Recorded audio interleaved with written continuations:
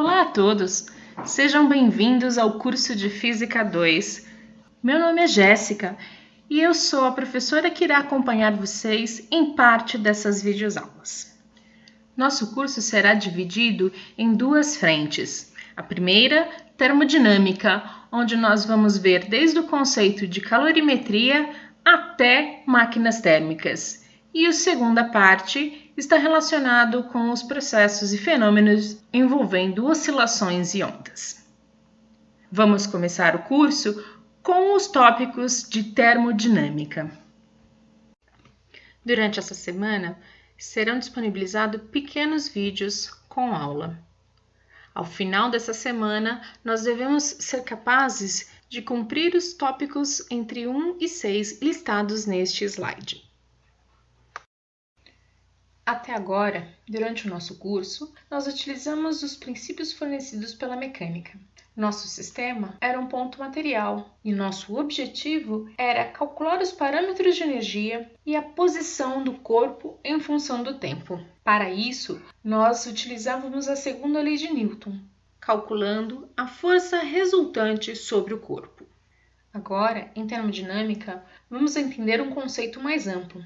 Nosso sistema não é mais dado por um ponto único, ele é dado por um corpo extenso.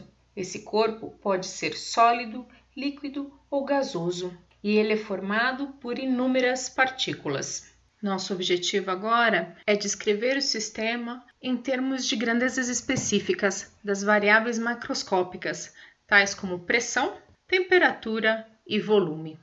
Essas grandezas estarão relacionadas com o conceito de calor. O calor ele pode causar algumas alterações no nosso sistema, tais como mudar dimensões, mudar temperaturas, mudar a fase ou o estado da matéria e até mesmo realizar trabalho.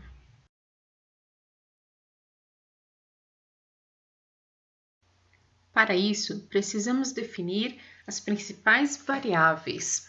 O volume tem sua unidade no Sistema Internacional como metro cúbico, mas também encontramos a unidade litro. 1 litro é igual a 10 a menos 3 metros cúbicos. Para gases ideais ou líquidos, o volume do gás será igual ao volume do recipiente que o contém. A pressão tem a sua unidade no SI dada por Pascal, Newton por metro quadrado. Mas também encontramos a unidade atmosfera, ou ATM, onde 1 atm corresponde a 1,01 vezes 10 a quinta Pascal. Pressão, temos que observar que possuímos 3 diferentes definições. A pressão atmosférica, que se deve à coluna de ar que existe acima de nossas cabeças. A pressão manométrica, que é a pressão que nós medimos em um equipamento.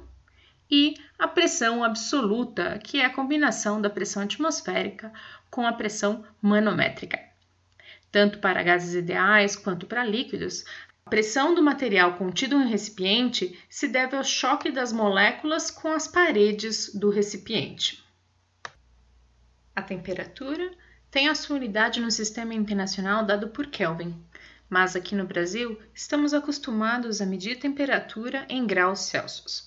Para calcularmos a temperatura em Kelvin, basta adicionarmos 273,15 graus à temperatura em graus Celsius. Temperatura é a medida da energia cinética das partículas de uma substância, ou seja, é o grau de vibração dessas partículas. Então, está associado diretamente à velocidade das partículas.